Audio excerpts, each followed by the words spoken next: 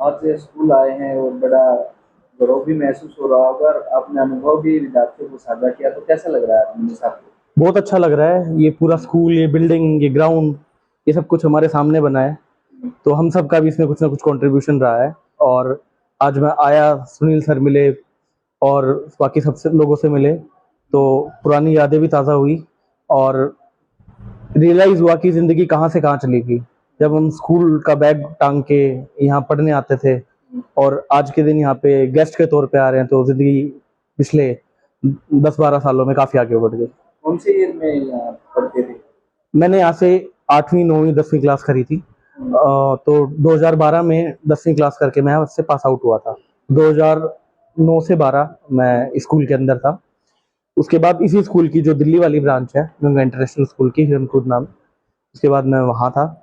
तो मेरी इच्छा थी कि मैं जब यहाँ आऊँ तो सबसे पहले मैं अपने स्कूल में आऊँ, अपने टीचर्स को धन्यवाद करूँ और स्टूडेंट्स को गाइड करूँ और इन स्टूडेंट्स की प्रोग्रेस में अपना कंट्रीब्यूशन दूँ। किस तरह का बदलाव दिखाई दिया आज बच्चों में, और जो पहले आप पढ़ते थे, आते थे, किस तरह का अनुभव है और आगे क्या करना चाहिए बच्चों देखिए, वक्त के साथ कुछ बदलाव आते हैं। स्टूडेंट फ्रेंडली एनवायरनमेंट अब काफ़ी ज़्यादा है। हमारे टाइम पे थोड़ी सी ज़्यादा सख्ताई होती थी और सख्ताई भी ज़रूरी थी। आज के दिन थोड़ा सा स्टूडेंट फ्रेंडली माहौल ज़्यादा है, तो ये भी वक्त की ज़रूरत है। और बाकी टीचर्स बदल गए हैं। हमारे टाइम के एक सुनील सर और कविता मैम है, बाकी सब लोग तो बदल गए हैं। और बाकी स्टूडेंट्स में तो हम अपनी झलक देखते हैं, आंखों में वही सपने देखते हैं, वही उम्मीदें देखते हैं, वही सुनहरे भविष्य की इच्छा देखते हैं। तो वो तो यूं ही है। आपने अपने संबोधन में सोशल मीडिया को उजागर किया है और आपने एक बात भी उठाई है कि सोशल मीडिया के जरिए वो गैंगस्टर तक के बच्चे पहुंच रहे हैं, और जज्जर पुलिस है वो वास्तव में है काउंसलिंग करती है पेरेंट्स को, भी वहाँ इन्वॉल्व करती है, बिल्कुल। बातचीत होती है। तो किस तरह बच्चों को बचाया जाए, इन चीज़ों को किस तरह से? देखिए, सोशल मीडिया एक बहुत पावरफुल वेपन है, लेकिन डिपेंड ये करता है कि हम इसका कैसा प्रयोग करते हैं।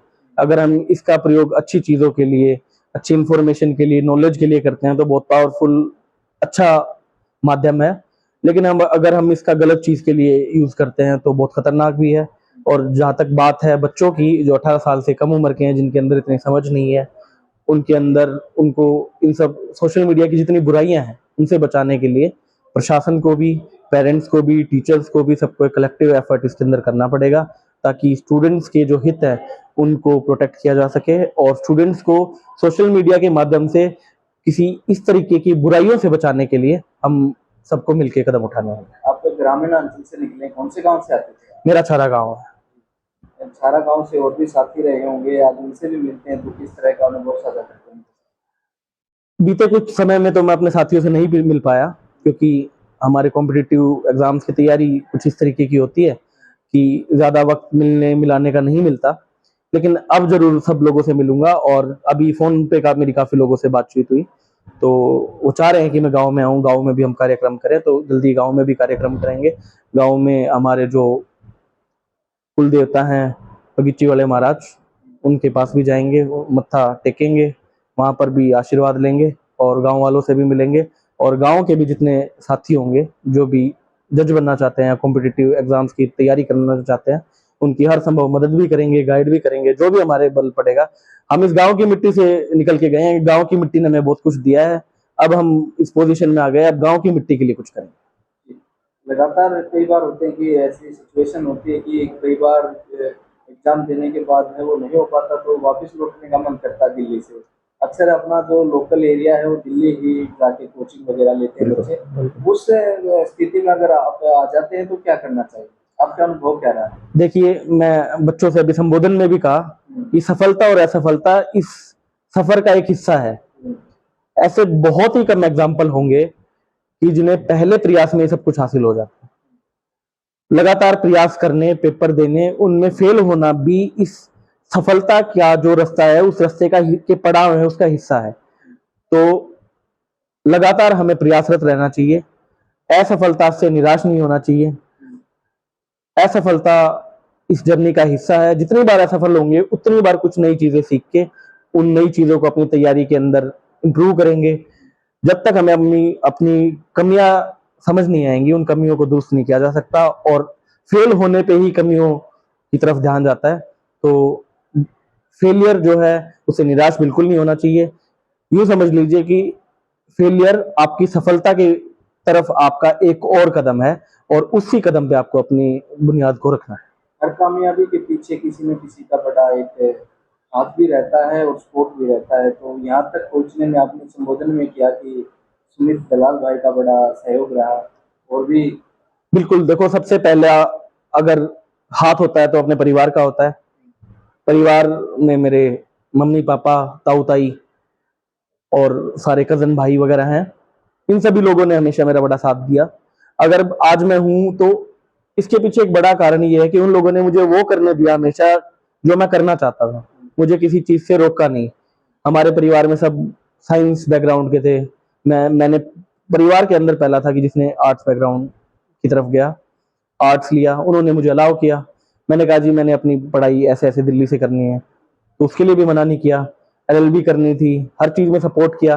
तो उन्होंने सबसे बड़ा ये था कि उन्होंने मुझे सारे फैसले खुद लेने दिए, और मैंने भी उन्हें किसी फैसले में निराश नहीं किया।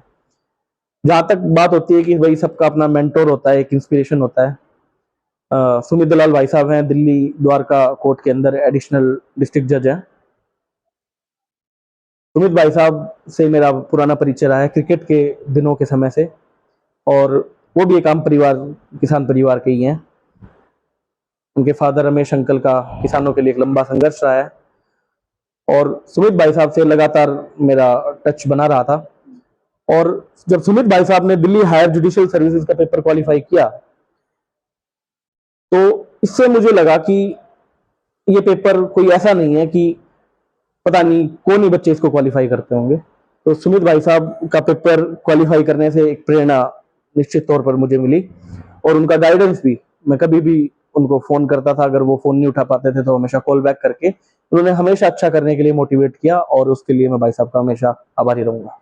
स्कूल के लिए और जो टीचर रहे हैं, जो इस वीडियो के माध्यम से भी आपका जो संदेश हो जाएगा, तो क्या कहेंगे? मैं सभी टीचर्स को, जो मेरे टीचर्स रहे हैं, जो आज यहाँ नहीं है, जिनसे मुलाकात नहीं हो पाई, मैं उन सभी को धन्यवाद करता हूँ, प्रणाम करता हूँ, आभार व्यक्त करता हूँ कि आप सब लोगों की जो टीचिंग थी, ब्लेसिंग्स थी, उसकी वजह से आज ये संभव हो पाया है। स्कूल के लिए मैं ये कहना चाहता हूँ कि मैं पास आउट यहाँ से बेशक भले ही 2012 में हो गया हूँ, लेकिन स्कूल मेरे दिल में आज भी है और हमेशा रहेगा। और स्कूल को कभी भी मेरे किसी कंट्रीब्यूशन की, मेरी किसी मदद की, मेरे किसी गाइडेंस की, या किसी भी तरीके की कोई मदद की जरूरत होगी, तो मैं हमेशा अपने स्कूल के लिए खड़ा मिलूंगा।